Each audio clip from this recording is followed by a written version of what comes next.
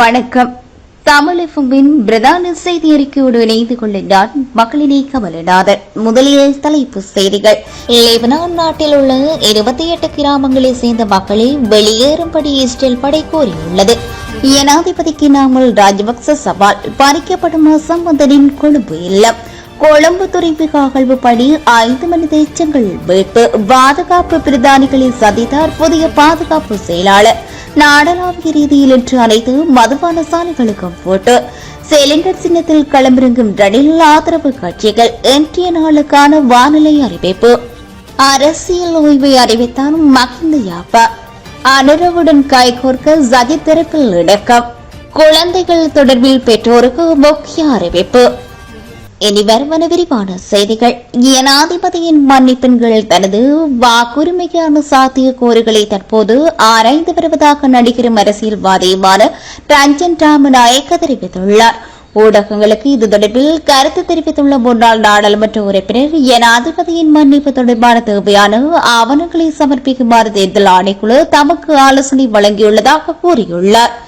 ஜனாதிபதி அனுரகுமார திசாநாயக்க ஜனாதிபதி அலுவலகத்தில் இருந்து சேகரித்த தேவையான ஆவணங்களை தமக்கு கிடைக்க செய்துள்ளதாக அவர் குறிப்பிட்டுள்ளார்.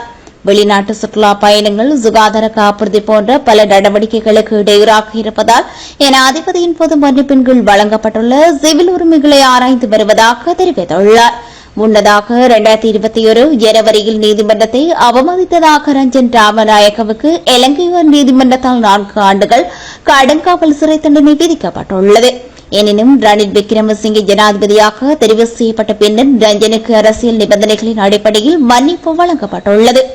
இலங்கையில் மதுபாவனையை குறைப்பதற்கான முறையான வேலை திட்டம் ஒன்றை நடைமுறைப்படுத்துமாறு அரசாங்கத்திடம் கோரப்பட்டுள்ளதாக மதுபானம் மற்றும் போதைப்பொருள் தகவல் நிலையத்தின் நிறைவேற்று பணிப்பாளர் ஜமல் டி சேரம் தெரிவித்துள்ளார். இது தொடர்பில் அவர் மேலும் கூறுகையில், உலக மது ஒழிப்பு தினம் விற்றாகும் உலகளாவிய ஒவ்வொரு ஆண்டும் சுமார் 1 மில்லியன் மக்கள் மதுவால் இறப்பதாக தெரிவிக்கப்பட்டுள்ளது. இலங்கையில் மதுபாவனையினால் நாளொன்றுக்கு ஏறக்குறைய 50 பேர் உயிரிழப்பதாக கூறப்படுகின்றது. மேலும் வருடாந்தம் 237 பில்லியன் ரூபாய் நோயாளர்களுக்காக அரசாங்கம் செலவிடுவதாகவும் தெரிவிக்கப்படுகிறது என கூறியுள்ளார். பெருந்தொகையான வரி செலுத்தாத மதுபான சாலை உரிமையாளர்களுக்கு எதிராக கடுமையான நடவடிக்கை எடுக்கும்படி ஜனாதிபதி அனுரகுமார திசாநாயக்க உத்தரவிட்டுள்ளதாக இலங்கை மதுவரி திணைக்களம் தெரிவித்துள்ளது. இலங்கையின் நிலுவைத் தொகையை செலுத்தும் தவறிய மதுபான ஆலைகளுக்கு இனி அனுமதி இல்லை என திணைக்களத்தின் ஆணையாளர் நாயகம் எம்.கே. குணஸ்ரீ தெரிவித்துள்ளார். மதுபான சாலைகளின் வரி நாட்டகம் முக்கியமானது 2023 தொடக்கம் 2024 ஆண்டுக்கான வரி நிலுவையாக 1.8 பில்லியன் ரூபாய் உள்ளதாக அவர் குறிப்பிட்டுள்ளார். நிலுவைத் தொகையை எதிர்வரும் நவம்பர் 30ஆம் தேதிக்கு முன்னர் செலுத்தாத மதுபான உற்பத்தியாளர்களின் 2025ஆம் ஆண்டிற்கான உரிமத்தை நீடிக்க வேண்டாம் என்று ஜனாதிபதி உத்தரவிட்டுள்ளார். குறிப்பிட்ட காலப்பகுதியில் நிலுவையை செலுத்தாத உரிமையாளர்களின் அனுமதி பறிக்கப்படும், புதியவர்களுக்கு அனுமதி வழங்கப்படும் என ஆணையாளர் குறிப்பிட்டுள்ளார். பாடசாலை மாணவர்களுக்கான காலணிகளின் விலைகளை விரைவில் குறைக்க தீர்மானித்துள்ளதாக காலணி மற்றும் தொல்பொருள் தொழில்துறையின் சங்கம் தெரிவித்துள்ளது. காலணி மற்றும் தொல்பொருள் தொழில்துறையின் சங்கத்தின் தலைவர் பொத்திக விமலஸ்வரி நேற்று ஊடகங்களுக்கு கருத்து தெரிவிக்கையிலே இதனை தெரிவித்துள்ளார். அவர் மேலும் தெரிவிக்கையில், பாடசாலை மாணவர்களுக்கான காலணிகளின் விலையை விரைவில் குறைக்க தீர்மானிக்கப்பட்டுள்ளது. இலங்கையில் உற்பத்தி செய்யப்பட்ட பொருட்களை கொள்வனவு செய்வதன் மூலம் நாட்டின் வளர்ச்சிக்கு பங்களிப்பு செய்ய வேண்டும். மேலும் அரசாங்கம் ஒன்று பதவிக்கு வந்ததும் பல விடயங்களை எதிர்பார்க்கும் இந்த சமூகத்தின் நாட்டில் தொழில்துறையினரும் வடிவமைப்பாளர்களும் அரசாங்கத்துக்கு ஆதரவளிக்க வேண்டியது அவசியம். பல மாணவர்களை தவறான செயற்பாட்டுக்கு உட்படுத்தியமை தொடர்பில் ஒருவர் கைது செய்யப்பட்டுள்ளார். 15 வயதுடைய மாணவி உள்ளிட்ட 6 பாடசாலை மாணவர்கள் தவறான செயற்பாட்டுக்கு உட்படுத்தப்பட்டதாக கூறப்படும் சம்பவம் ஒன்று பதிவாகியுள்ளது. இந்த சம்பவம் தொடர்பில் பேராதனை எகலமுருதலவா பிரதேசத்தில் வசிக்கும் 63 வயதுடைய சந்தேக நபரை கண்டி சிறுவர் மற்றும் பெண்களின் பணியக அதிகாரிகள் கைது செய்துள்ளனர். தவறான செயற்பாட்டுக்கு உட்படுத்தப்பட்டதாக கூறப்படும் 5 பாடசாலை மாணவிகளும் 12 முதல் 15 வயதுக்கு இடைப்பட்டவர்கள் எனவும் அவர்களில் ஒரே குடும்பத்தை சேர்ந்த சகோதரர்கள் இருவர் உள்ளதாகவும் விசாரணை அதிகாரிகள் தெரிவித்துள்ளனர். சந்தேக நபர் பாடசாலை மாணவியையும் 5 மாணவர்களையும் பல சந்தர்ப்பங்களில் தவறான செயற்பாட்டுக்கு உட்படுத்தியதாக போலீஸ் விசாரணைகளில் மேலும் தெரியவந்துள்ளது. தவறான செயற்பாட்டுக்கு உட்படுத்தப்பட்டதாக கூறப்படும் சிறுமி மற்றும் 5 மாணவர்களை கண்டி தேசிய வைத்தியசாலையின் சட்ட வைத்தியர் ஒப்படைத்து அறிக்கை செய்வதற்கு போலீசார் நடவடிக்கை எடுத்துள்ளனர்.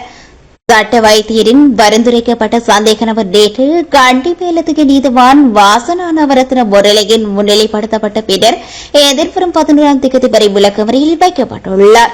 இதேவேளை திருமணமாக்கி 2 பிள்ளைகளின் தந்தையான சந்தேக நபர் மற்றொரு சிறுவனை அப்பகுதியில் உள்ள காட்டுப்பகுதிக்கு வலுக்கட்டாயமாக அழைத்து சென்று தவறாக செயற்பாட்டுக்கு முற்பட்ட போது சந்தேக நபரின் கையை கடித்துவிட்டு சிறுவன் தப்பி சென்றுள்ளதாக தெரிவிக்கப்படுகின்றது. சம்பவம் தொடர்பில் போலீசில் முறைப்பாடு செய்யப்பட்டதை அடுத்து சந்தேக நபர் பிரதேசத்தை விட்டு தப்பி சென்ற தலைமறைவாக்கியிருந்த நிலையில் கைது செய்யப்பட்டுள்ளார். முன்னதாக 15 வயதுடைய சிறுமி பேராதனை போலீசில் இதற்கு முன்னர் முறைப்பாடு செய்திருந்த போதிலும் இது தொடர்பில் எவ்வித சட்ட நடவடிக்கையும் எடுக்காத போலீசார் சந்தேக நபரை எச்சரித்து விடுவித்ததாக தெரிவிக்கப்பட்டுள்ளது. சிவில் உடையில் வந்த போலீஸ் குழுவினர் கெரிவத் கும்ரு பிரதேசத்தில் வைத்து சந்தேக நபரை கைது செய்துள்ளனர். எதிர்காலத்தில் ஐக்கிய மக்கள் சக்தி அரசாங்கம் பொதுத் தேர்தலின் நாடாளுமன்றத்தில் பெரும்பான்மையை பெறும் பட்சத்தில் தற்போதைய ஜனாதிபதி அனுரகுமார திசாநாயகவுடன் ஒத்துழைக்கும் என்று அதன் தலைவர் தெரிவித்துள்ளார். குறித்த அறிவிப்பானது நேற்றைய தினம் விடுக்கப்பட்டுள்ளது. ரஞ்சித் மத்தும பண்டார, கபீர் காசி, மனோ கணேசன், தயாசிரி ஜெயசேகர மற்றும் டலசாலக பெரும்பு ஆகியோர் இந்த அறிவிப்பை வெளியிட்டுள்ளனர். தமது தலைமையிலான அரசாங்கம் ஆட்சிக்கு வந்தால் தற்போதைய ஜனாதிபதிக்கு ஒத்துழைப்பு வழங்குவதாக அவர்கள் ஊடகங்களுக்கு தெரிவித்துள்ளனர். மேலும் அனுரகுமார் திசாநாயக்கவினால் முன்னெடுக்கப்படும் பணிகளுக்கு இடையூறு ஏற்படுத்த மாட்டோம் என்றும் அவர்கள் குறிப்பிட்டுள்ளனர். அத்துடன் ஜனாதிபதி பதவியை வகிக்கும் அதே கட்சி நாடாளுமன்றத்தில் பெரும்பான்மையை பெற மக்கள் அனுமதிக்கக்கூடாது என்றும் அவர் கருத்தை உரைத்துள்ளார். காலநிலையில் ஏற்பட உள்ள மாற்றம் குறித்து வளிமண்டலவியல் திணைக்களம் அறிக்கையொன்றை வெளியிட்டுள்ளது. இதன்படி தென் மற்றும் மேல் மாகாணங்களின் கரையோர பிரதேசங்களில் காலை வேளையில் சிறிதளவில் மழை பெய்யக்கூடும். நாட்டின் பெரும்பாலான பிரதேசங்களில் பிற்பகல் அல்லது இரவில் மழையோ அல்லது இடியுடன் கூடிய மழையோ பெய்யக்கூடிய சாத்தியம் காணப்படுகிறது என தெரிவிக்கப்பட்டுள்ளது. கிழக்கு மற்றும் ஊவா மாகாணங்களில் சில இடங்களில் மாலை அல்லது இரவு வேளையில் மழை அல்லது இடியுடன் கூடிய மழை பெய்யக்கூடும் என வளிமண்டலவியல் திணைக்களம் தெரிவித்துள்ளது. தென் மற்றும் மேல் மாகாணங்களில் கரையோர பகுதிகளில் காலை வேளையில் ஓரளவு மழை பெய்யக்கூடும் என அந்த அறிவிப்பில் குறிப்பிடப்பட்டுள்ளது. இடியுடன் கூடிய மழையுடன் தற்காலிக பலத்த காற்று மற்றும் மின்னல் தாக்கங்களினால் ஏற்படக்கூடிய ஆபத்துகளை குறைத்துக் கொள்ள தேவையான நடவடிக்கைகளை எடுக்குமாறு வளிமண்டலவியல் திணைக்களம் பொதுமக்களிடம் கோரியுள்ளது. யாழ்ப்பாணம் நெல்லையடியில் போலீஸ் நிலையத்துக்கு அருகில் உள்ள ஆடேகம் ஒன்று வன்முறை கும்பலினால் நேற்றிரவு தீ வைத்து எரிக்கப்பட்டுள்ளது. 3 பேர் கொண்ட குழு ஆடைகளை சேதப்படுத்தி தீ வைத்து தப்பிச் சென்றுள்ளனர். இதன் காரணமாக பெறுமதியான ஆடைகள் தீயில் எரிந்து நாசமானதாக தெரிவிக்கப்படுகிறது. சம்பவம் தொடர்பான விசாரணைகளை நெல்லியடி போலீசார் மேற்கொண்டு வருகின்றனர். குறைத்த ஆடையகத்தில் சில வாரங்களுக்கு முன்பு நுழைந்த வன்முறை கும்பல் தீ வைத்து முயன்று தப்பிச் சென்றமை குறிப்பிடத்தக்கது. நாடாளுமன்ற பொதுத் தேர்தலில் போட்டியிடும் அரசியல் கட்சிகள் மற்றும் குழுக்களின் வேட்புமனுக்களை ஏற்றுக்கொள்வது நாளை ஆரம்பமாக உள்ளது. வேட்புமனுக்கள் ஏற்கும்படி நாளை முதல் அக்டோபர் 11ஆம் தேதி நண்பகல் 12 மணி வரை மாவட்ட தேர்தல் அலுவலகங்களில் நடைபெறும். தேர்தலில் போட்டியிடுவதற்காக 37 சுயேட்சை குழுக்கள் கட்டுப்பணம் செலுத்தியுள்ளதாக தேர்தல் ஆணைக்குழு தெரிவித்துள்ளது. 11ஆம் தேதி நண்பகல் 12 மணிக்கு பிறகு வேட்புமனு தாக்கல் மற்றும் அனைத்து குழுக்களுக்கும் ஆட்சேபனை தெரிவிக்க 1 மணி நேரம் அனுமதிக்கப்படும். தேர்தல் நவம்பர் 14ஆம் தேதி நடைபெறும். புதிய நாடாளுமன்றம் நவம்பர் 21ஆம் தேதி கூடும். ராஜபக்ச ஆட்சியின் போது பொது நிதியை கொள்ளையடித்ததாக கூறப்படும் குற்றச்சாட்டை நிரூபித்து காட்டுமாறு ஜனாதிபதி அனுரகுமார திசாநாயகவிற்கு முன்னாள் நாடாளுமன்ற உறுப்பினர் நாமல் ராஜபக்ச சவால் விடுத்துள்ளார். பொது நிர்வாக கொள்ளையிடப்பட்டு உகண்டா மற்றும் பல்வேறு நாடுகளில் பதுக்கி வைக்கப்பட்டுள்ளதாக தற்போதைய ஜனாதிபதி அனுரகுமார திசாநாயக்க தெரிவித்த கூற்றுகளின் காணொலி காட்சிகளை தனது எக்ஸ் தளத்தில் பகிர்ந்துள்ள முன்னாள் நாடாளுமன்ற உறுப்பினர் நாமல் ராஜபக்ச அவற்றை நிரூபித்து காட்டுமாறு சவால் விடுத்துள்ளார். இதுகுறித்து நாமல் ராஜபக்ச மேலும் தெரிவித்துள்ளதாவது: உகண்டா மற்றும் பல்வேறு நாடுகளில் பில்லியன் கணக்கான டாலர்களை நாங்கள் பதுக்கி வைத்துள்ளோம் என்று ஜனாதிபதியும் அவரது குழுவும் பல ஆண்டுகளாக குற்றம் சாட்டி வருகின்றனர். ஜனாதிபதி தனது குற்றச்சாட்டுகளை நிரூபிக்க வேண்டிய நேரம் இதுவாகும். மேற்பாறு நாமல் ராஜபக்ச தெரிவித்துள்ளார். கொழும்பு துறைமுக வளாகத்தில் மேற்கொள்ளப்பட்ட மேலதிக அகழ்வு பணிகளின் போது குறைந்தது 5 மனித எலும்பு கூடுகள் மீட்கப்பட்டுள்ளதாக போலீசார் தெரிவித்துள்ளனர்.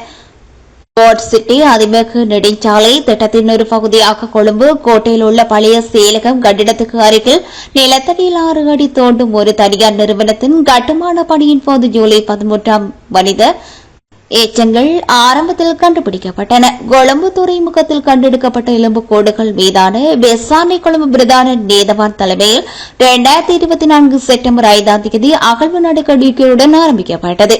இந்த பணியின் நீதித்துறை மருத்துவ அதிகாரிகள் தொல்பொருள் ஆராய்ச்சியாளர்கள் மற்றும் காணாமல் போன நபர்கள் தொடர்பான அலுவலகத்தின் பிரதிநிதிகள் இருந்தனர்.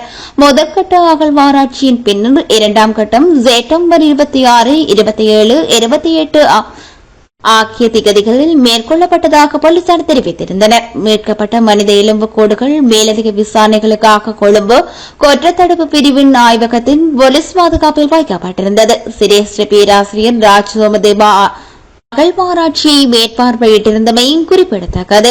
அந்த இடத்தில் மேலும் பல எலும்புக்கூடுகள் வெளிப்பட்டிருப்பதால் அடுத்த கட்ட அகழ்வாராய்ச்சி அவசியம் என்று போலீசார் தெரிவித்திருந்தனர். இதேவேளை 2024 அக்டோபர் 17ஆம் தேதி 3ஆம் கட்ட அகழ்வு பணிகள் ஆரம்பிக்கப்பட உள்ளதாக தெரிவிக்கப்பட்டுள்ளது.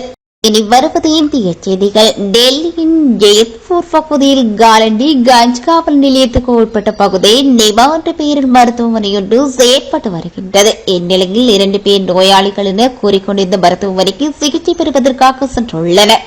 அவர்கள் காயங்களுடன் சென்றுள்ளனர். இதனால் மருத்துவமனையில் செவிலியர்கள் அவர்களுக்கு சிகிச்சை அளித்தனர். இதன் பின்னர் அவர்கள் இருவரும் டாக்டர் என்று அவரை சந்திக்க வேண்டும் என கோரியுள்ளனர். இதன் பின்னர் அவர்கள் இருவரும் டாக்டர் இருக்கும் அறைக்கு சென்றதும் மறைத்து வைத்திருந்த துப்பாக்கி எடுத்து டாக்டரை சுட்டுக் கொண்டனர். இதுபற்றி தகவல் அறிந்த சம்பவ பகுதிக்கு போலீசார் சென்று விசாரணை நடத்தி வருகின்றனர். சிசிடிவி காட்சி பதிவுகளை அடிப்படையாக கொண்டு விசாரணைகளை நடந்து வருகின்றன. நோயாளர்கள் என்ற பெயரில் சிகிச்சைக்காக சென்ற இடத்தில் டாக்டரை சுட்டுக் கொண்ட சம்பவம் அந்த பகுதியில் பெரும் பரபரப்பை ஏற்படுத்தியுள்ளது. மைசூரு நகர்ப்புற மேம்பாட்டு ஆணையத்தில் முதல் மந்திரி சீதாராமையாவின் மனைவிக்கு 14 வீட்டு மனைகள் ஒதுக்கப்பட்டதில் இதில் முறைகேடு நடந்துள்ளதாகவும் சீதாராமையா மீது நடவடிக்கை எடுக்க வேண்டும் என்று சமூக ஆர்வலரும் தகவல் அறியும் உரிமை சட்ட ஆர்வலருமான சினேகமயி கிருஷ்ணா கவர்னர் அவர்சான் கெலாட்டுக்கு கடிதம் எழுதினார். அதன் அடிப்படையில் சீதாராமையா மீது வழக்கு பதிவு செய்ய கவர்னர் அனுமதி வழங்கினார். கோர்ட்டும் வழக்கு பதிவு செய்ய அனுமதி வழங்கியது. இதனையடுத்து சீதாராமையா மீது லோகாயுக்தா மற்றும் அமலாக்கத்துறை வழக்கு பதிவு செய்துள்ளது. இந்த மூடா வழக்கு வெளிவர முக்கிய காரணமாக இருந்தவர் சினேகமயி கிருஷ்ணா. இந்த நிலையில் அவருக்கு மைசூர் கோர்ட் விடிவிராண்டு பிறப்பித்து உத்தரவிட்டுள்ளது. முன்னதாக காசோலை மோசடி வழக்கு நேற்று மீண்டும் மைசூர் கோர்ட்டில் விசாரணைக்கு வந்தது. அப்போது நீதிபதி விசாரணைக்கு ஆஜராகாத சினேகமயி கிருஷ்ணாவுக்கு ஜாமீனில் வெளியே வர முடியாத பிடிவாரண்டு பிறப்பித்து உத்தரவிட்டுள்ளது. மோடா முறைகேடு தொடர்பான விசாரணைக்கு ஆஜராகும்படி சினேகமயி கிருஷ்ணாவுக்கு அமலாக்கத்துறையின் ஜம்மன் அழைப்பு உள்ள நிலையில் இன்று அவர் ஆஜராவார் என தெரிவிக்க வருகிறது. ஹெஸ்புல்லா அமைப்புக்கு ஆதரவாக செயற்பட்டு வரும் ஈரான் நேற்று இஸ்ரேல் மீது சரமாரியாக வாடி தாக்குதல் நடத்தியது. இதற்கு பதிலடி கொடுத்தால் தாக்குதல் இன்னும் தீவிரமாக இருக்கும் என்று ஈரான் எச்சரித்துள்ளது. இஸ்ரேல் நடத்திய தாக்குதலில் ஹெஸ்புல்லா அமைப்பின் முக்கிய தலைவர்கள் கொல்லப்பட்டதற்கு பதிலடியாக ஈரான் இந்த தாக்குதலை நடத்தியுள்ளது. இதனால் மத்திய கிழக்கு நாடுகள் பதற்றம் அதிகரித்துள்ளது. இந்நிலையில் இந்த தாக்குதலில் எதிரொலியாக டெல்லியில் உள்ள இஸ்ரேல் தூதரகத்துக்கு பலத்த போலீஸ் பாதுகாப்பு போடப்பட்டிருக்கிறது. டெல்லியில் இஸ்ரேல் தூதரகம் தொக்லக் ரோட்டில் அமைந்துள்ளது. ஏற்கனவே இந்த பகுதியில் 2 முறை குண்டுபிடிப்பு சம்பவம் நடந்துள்ளது. இதனை கருத்தில் கொண்டு தற்போது பாதுகாப்பு முன்பை விட பலப்படுத்தப்பட்டுள்ளது. தூதரகத்தை சுற்றி இருப்பு தடுப்பு வேலிகள் அமைக்கப்பட்டுள்ளன. ஏராளமான போலீசார் அங்கு குவிக்கப்பட்டுள்ளனர். முந்தைய குண்டுவெடிப்பு சம்பவங்களில் யாருக்கும் பாதிப்புகள் ஏற்படவில்லை என்பதும் குறிப்பிடத்தக்கது. இனி வருவது உலகச் செய்திகள். லெபனான் நாட்டில் உள்ள 28 கிராமங்களை சேர்ந்த மக்களை வெளியேறும்படி இஸ்ரேல் படை கோரியுள்ளது. அந்நாட்டில் உள்ள ஹெஸ்புல்லா அமைப்பை இலக்காக கொண்டு இஸ்ரேல் தாக்குதலை தொடுத்து வருகின்றது. வான்வழி தாக்குதலை தீவிரப்படுத்தியுள்ளது. இதுபற்றி இஸ்ரேல் விமானப்படை வெளியிட்டுள்ள செய்தியில் கமாண்டோ படைகள், துணை ராணுவ படையினர் மற்றும் கவச பிரிவுகள் விமானம் மற்றும் போர் விமானம் ஆகியவை தொடர்ந்து தெற்கு லெபனானின் பல்வேறு பகுதிகளில் கவனம் செலுத்தி வருகின்றது. இதில் வெடிப்பொருட்கள் மற்றும் நெருங்கிய அளவிலான தாக்குதல்களை பயன்படுத்தி பயங்கரவாதிகள் கொல்லப்பட்டு வருகின்றனர். பயங்கரவாத உட்கட்டமைப்புகள் தகர்த்தப்பட்டு வருகின்றன என அது பற்றி விமானப்படை வெளியிட்டுள்ள செய்தி தெரிவிக்கின்றன. இதுவரை வான்வெளி தாக்குதலில் 150 பயங்கரவாத உட்கட்டமைப்புகள் தகர்த்தப்பட்டுள்ளது. இதில் ஹிஸ்புல்லா பயங்கரவாத அமைப்பின் முக்கிய முக்கிய மையங்கள், ஆயுத சேமிப்பு பகுதிகள் மற்றும் ராக்கெட் ஏவும் தளங்கள் ஆகியவை அளிக்கப்பட்டுவிட்டன என தெரிவித்துள்ளது. மேற்கு ஆப்பிரிக்காவில் அமைந்துள்ள நாடு நைஜீரியா. அந்நாட்டின் நைஜர் மாகாணத்தில் நைஜர் ஆறு உள்ளது. அந்த ஆற்றின் நேற்று ஒரு படகு சென்றுள்ளது. அந்த படகில் சுமார் 300 பேர் பயணித்தனர். இஸ்லாமிய மத விழாவில் பங்கேற்றுவிட்டு அனைவரும் படகில் வீடு திரும்பிக் கொண்டிருந்தனர். மொக்பா என்ற பகுதியில் இரவு 8 மணி அளவில் சென்றபோது படகு ஆற்றில் கவிழ்ந்து விபத்துக்குள்ளானது. இந்த கோர விபத்தில் படகில் இருந்த அனைவரும் ஆற்றில் அடித்து செல்லப்பட்டனர். தகவல் அறிந்து விரைந்து வந்த மீட்புக் குழுவினர் ஆற்றில் மூழ்கி பரிதவித்த 150 பேரை உயிருடன் மீட்டனர். ஆனால் இந்த விபத்தில் 100 பேர் உயிரிழந்துள்ளதாக முதற்கட்ட தகவல் வெளியாகியுள்ளது. ஆற்றில் அடித்து செல்லப்பட்டவர்களை தேடும் பணியும் தீவிரமாக நடைபெற்று வருகின்றது. படகு ஆற்றில் கவிழ்ந்து விபத்துக்குள்ளானதற்கான காரணம் குறித்து இதுவரை தகவல் வெளியாகவில்லை. இந்த விபத்து தொடர்பாக போலீசார் விசாரணையை மேற்கொண்டு வருகின்றனர். இஸ்ரேல் எல்லையில் உள்ள இரும்பு வேலிகள் மற்றும் மதில் சுவர்களை உடைத்தெறிந்துவிட்டு இஸ்ரேலிய படைகள் லெபனானுக்குள் ஊடுருவின. அப்போது ஹெஸ்போலா அமைப்பினருக்கும் இஸ்ரேல் வீரருக்கும் இடையே கடும் சண்டை மூண்டது. இதில் எந்திர துப்பாக்கிகள், ராக்கெட் மூலம் இயக்கப்பட்ட கையெறி குண்டுகள் மற்றும் பீரங்கி குண்டுகள் பயன்படுத்தப்பட்டன. இந்த நிலையில் கடந்த 24 மணி நேரத்தில் லெபனான் முழுவதும் இஸ்ரேலின் தாக்குதலால் 46 பேர் கொல்லப்பட்டுள்ளதாகவும் 85 பேர் காயமடைந்ததாகவும் அந்நாட்டு சுகாதார அமைச்சகம் தெரிவித்துள்ளது. மேலும் கடந்த 2 வாரங்களில் மட்டும் 1000க்கும் மேற்பட்டோர் கொல்லப்பட்டுள்ளதாகவும் சுமார் 1 பில்லியன் மக்கள் இடம்பெயர்ந்துள்ளதாகவும் லெபனான் அதிகாரிகள் தெரிவித்துள்ளனர். இத்துடன் இனிதே தமிழ் எஃப்எம்மின் பிரதான செய்தி அறிக்கையை நிறைவு பெறுகின்றது.